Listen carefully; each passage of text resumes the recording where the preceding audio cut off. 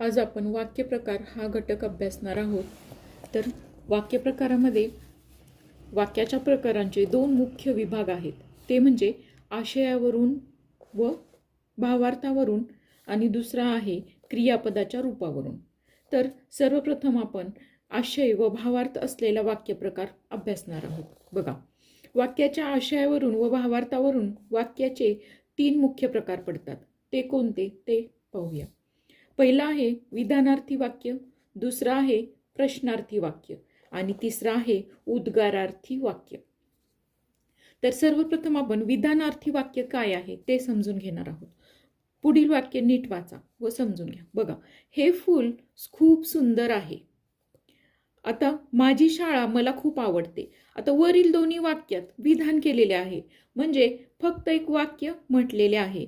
ज्या वाक्यात केवळ विधान केलेले असते त्यालाच विधानार्थी वाक्य असे म्हणतात.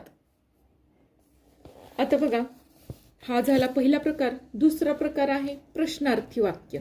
आता बघा, हे फूल सुंदर आहे का? आता अर्थातच आपल्याला शेवटी जे चिन्ह दिलेलं आहे प्रश्नार्थक चिन्ह, याच्यावरून आणि प्रश्न विचारला आहे ही गोष्ट आपल्या सहजच लक्षात येते. तर हे आहे प्रश्नार्थी वाक्य. ज्या वाक्यात प्रश्न विचारलेला असतो त्याला प्रश्नार्थी वाक्य असे म्हणतात. तिसरा प्रकार आहे उद्गारार्थी वाक्य. आता बघा, किती सुंदर आहे हे फूल, म्हणजे ज्या वाक्यात मनातील विशिष्ट भावना उफाळून येतात किंवा अचानकपणे आपल्या तोंडून काहीतरी वाक्य निघतं, उद्गार निघतात आणि त्यालाच म्हणतात उद्गारार्थी वाक्य.